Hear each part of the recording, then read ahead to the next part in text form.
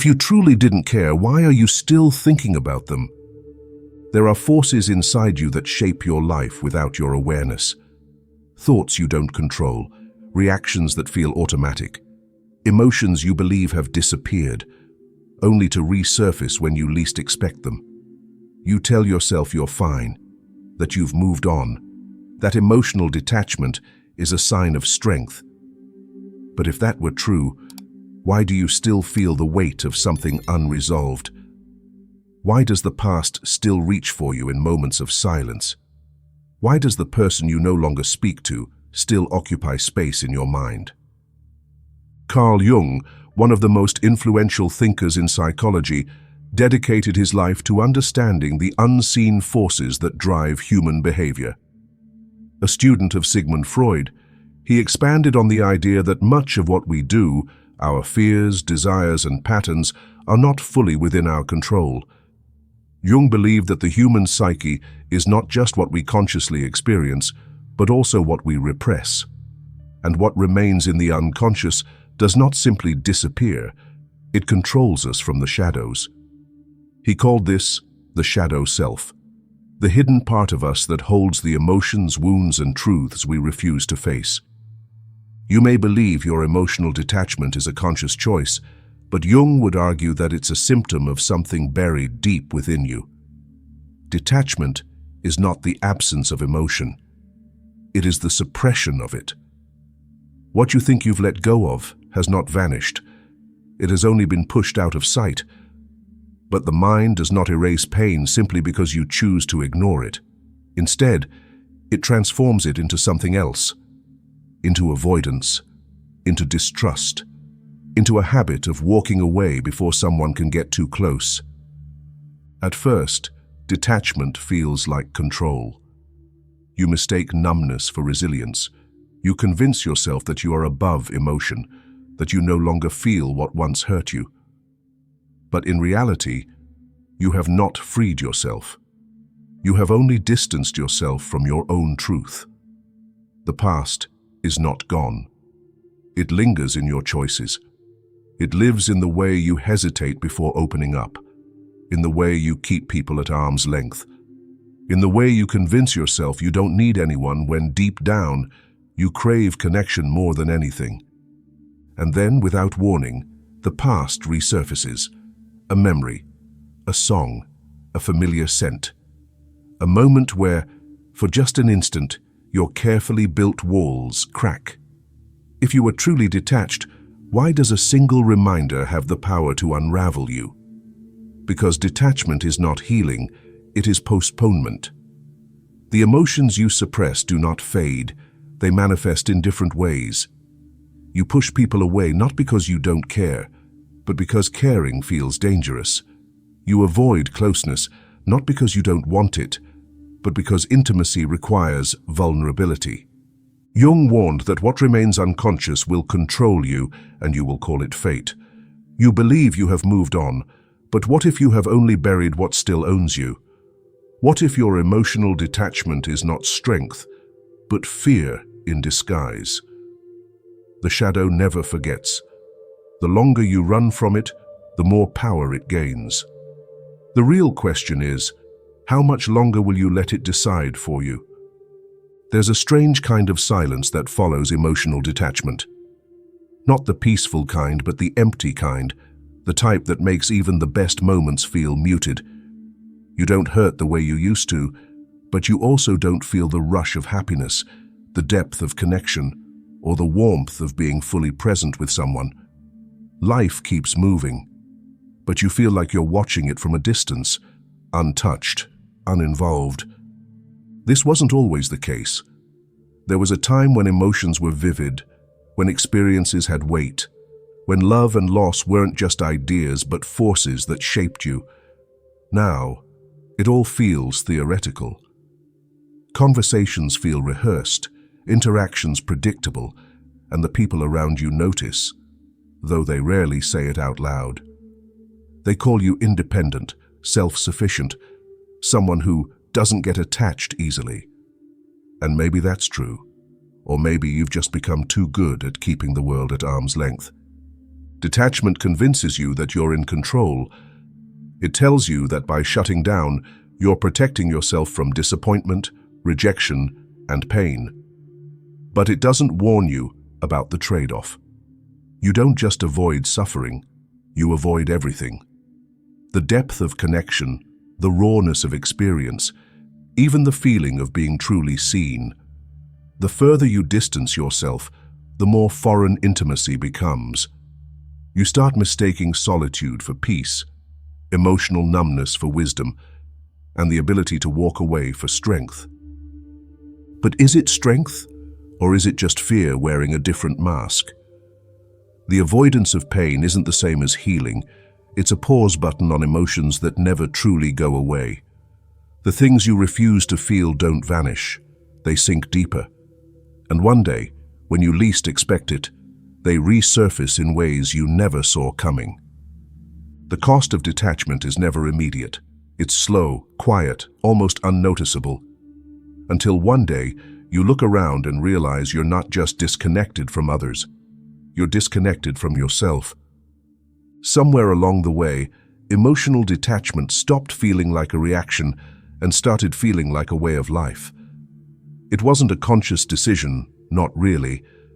It was a slow shift, a quiet adaptation to the disappointments, the betrayals, the moments where vulnerability felt like a mistake.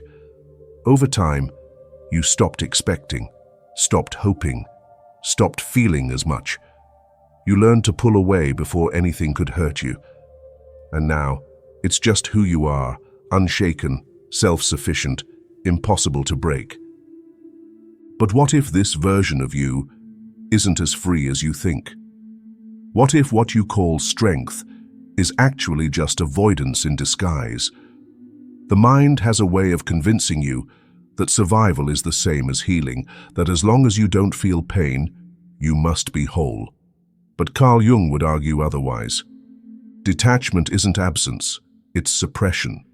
And whatever is suppressed doesn't disappear. It waits.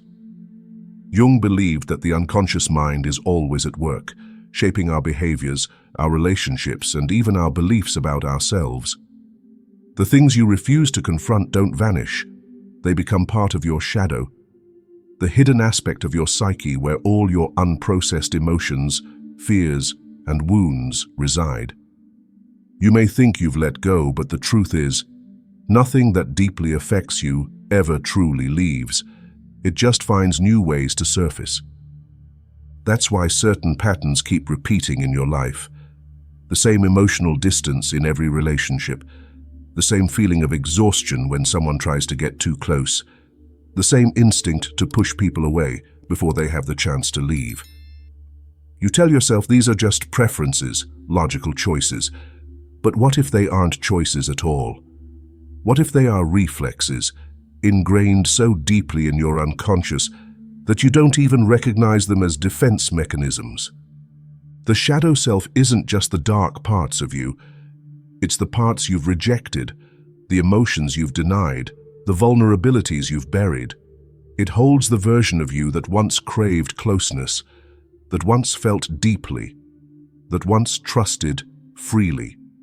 Over time, as detachment takes hold, that version of you fades into the unconscious, and in its place, you become someone who avoids rather than connects, who dismisses rather than engages, who convinces themselves that they are better off alone.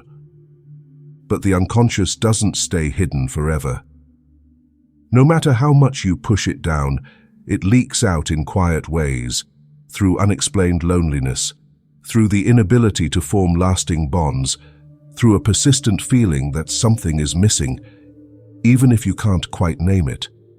The longer you ignore it, the more it controls you, making choices on your behalf, without you realizing it. Jung warned that until you confront your unconscious patterns, they will run your life, and you will simply call it fate. You will wonder why relationships never seem to work, why love feels exhausting, why nothing ever seems to reach you the way it once did. But the truth is, detachment was never the goal. Wholeness was. And the real question is, after all this time, Will you let yourself find it again? It feels like control, the ability to walk away without hesitation, to remain unaffected, to avoid the messiness of emotions. You've learned to cut ties without looking back, to guard yourself against disappointment, to never expect too much from anyone.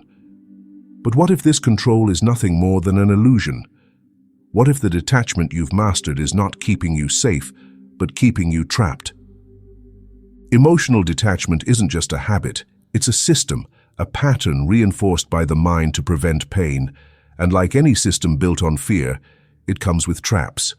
The first is the false sense of power.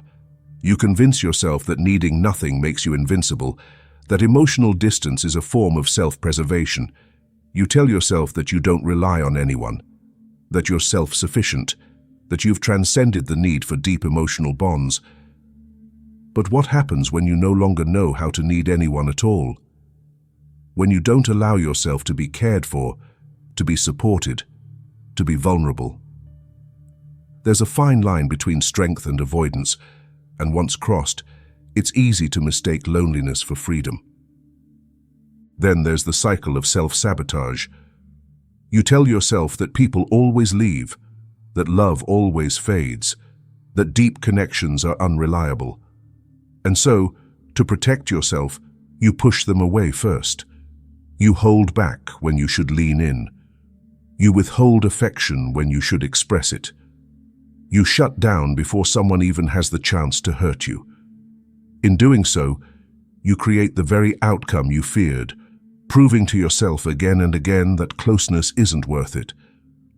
But is it really that love fails you? Or have you spent years ensuring that it never gets close enough to succeed? The longer you remain detached, the harder it becomes to access your emotions at all. This is the erosion of emotional depth. You don't just avoid pain, you avoid feeling. The high moments don't feel as high. The warmth of connection doesn't feel as fulfilling. There's a hollowness beneath the surface, one that's difficult to describe, but impossible to ignore. You tell yourself that life is steady now, that things are simpler this way. But deep down, something is missing. The things that once excited you no longer reach you in the same way, and over time, you forget what it was like to feel truly alive. But the greatest trap of all is the inability to recognize what's missing. When you've spent so long convincing yourself that you don't need love, don't need closeness, don't need connection, you stop seeing their absence as a loss. You accept the emptiness as normal. You adapt. You function. You tell yourself this is peace. And by the time you realize that something is missing, you've already forgotten how to let it back in. Jung warned that repression doesn't free us. It only buries the truth deeper. You can tell yourself you don't care. You can convince yourself you don't need anyone. But if that were true, why does something still feel incomplete?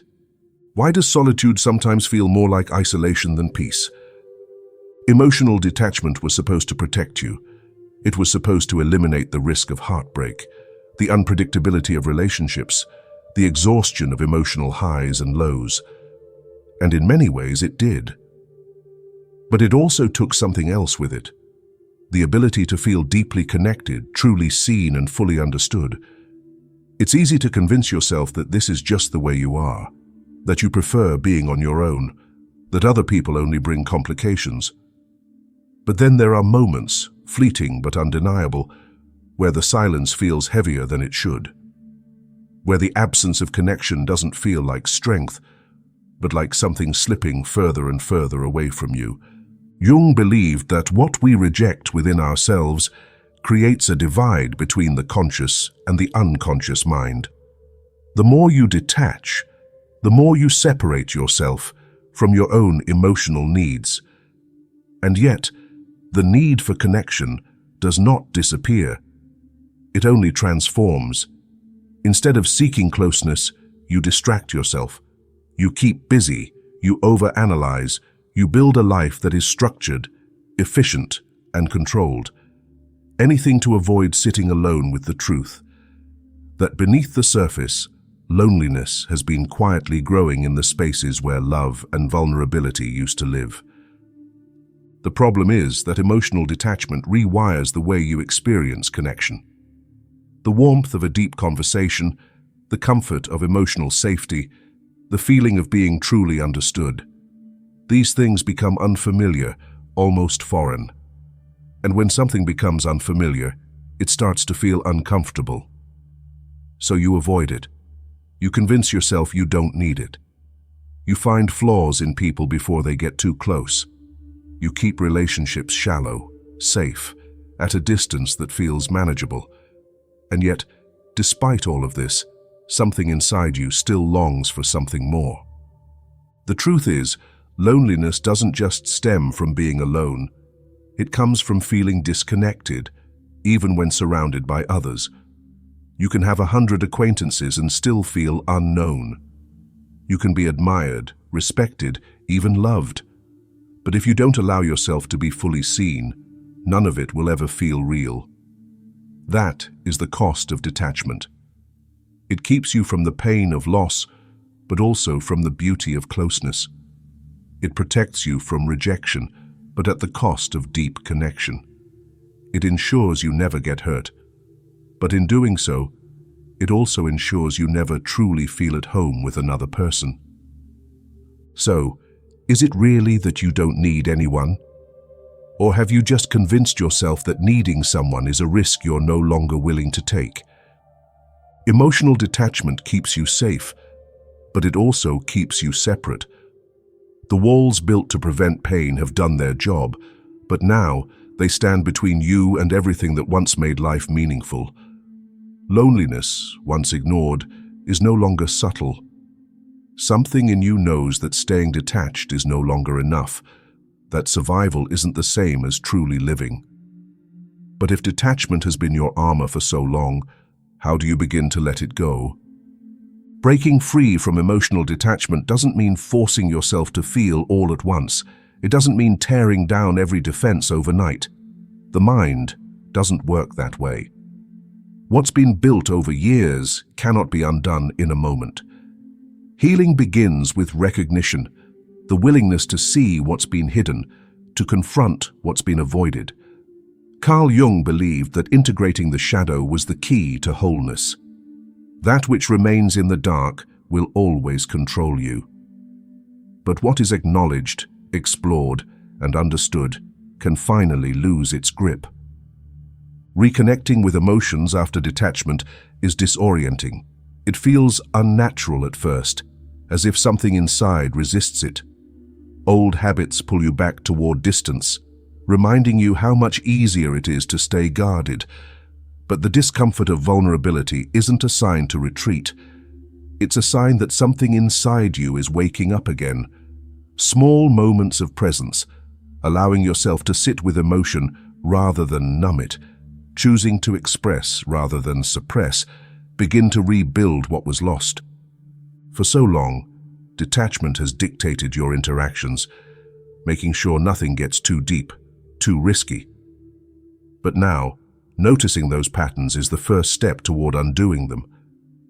The instinct to withdraw when someone gets too close, the need to shut down when emotions feel overwhelming, these are remnants of a past self that believed distance was the only way to stay safe. Awareness disrupts the cycle. The moment you recognize the urge to detach, you reclaim the ability to choose differently. Healing detachment is not about rejecting independence. It's about rediscovering connection without fear. It's about realizing that needing people doesn't make you weak, that vulnerability isn't a threat, and that feeling doesn't mean losing control. It's learning to exist in the space between extremes, not consumed by emotion, but not disconnected from it either. The goal was never to drown in feeling, but to learn how to let it move through you without resistance. There's a version of you that existed before detachment took hold, a version that felt without hesitation, that trusted, that loved without measuring risk. That part of you was never erased, only buried. And now, for the first time in a long time, you have the chance to find it again. The instinct to detach, has been with you for so long that it feels like second nature. The thought of lowering your guard, of feeling deeply again, is unfamiliar, even unsettling. After all, detachment once kept you from breaking. But what if emotional strength isn't about shutting down? What if it's about learning to stand in the storm without running from it? There's a kind of strength in holding yourself together, in keeping your emotions at bay so they don't overwhelm you.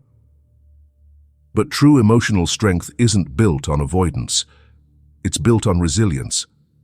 Not the kind that forces you to suffer in silence, but the kind that allows you to experience life fully without fear of being consumed by it. Strength is not measured by how well you can block out pain, but by how willing you are to face it without letting it define you. Somewhere along the way, detachment convinced you that needing nothing was the ultimate freedom, that the safest way to live was to remain untouched, unaffected, impossible to hurt. But freedom isn't found in isolation. It's found in the ability to connect without fear, to care without losing yourself, to trust without constantly preparing for loss. Emotional strength isn't about being untouchable. It's about knowing you can be touched and still remain whole. Letting go of detachment doesn't mean becoming vulnerable to anything and everything.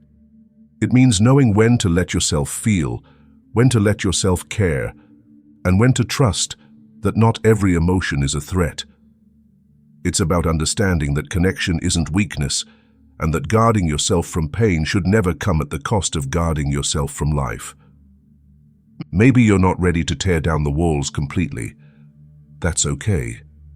Healing isn't about rushing to undo everything at once.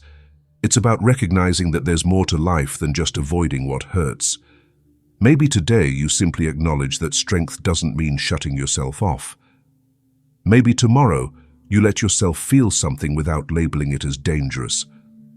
One step at a time, you learn that true emotional strength isn't about not feeling. It's about feeling deeply and knowing you'll be okay no matter what comes next. And if this journey has resonated with you, if you've seen yourself in these words and felt something shift within you, consider showing your support with a super thanks. It's a small way to say, "This message mattered." Your engagement helps keep these conversations alive. So if you've found value here, let me know. Let's continue unraveling these patterns together. Because healing isn't something you do alone, it's something we all navigate, step by step, until the weight no longer feels so heavy.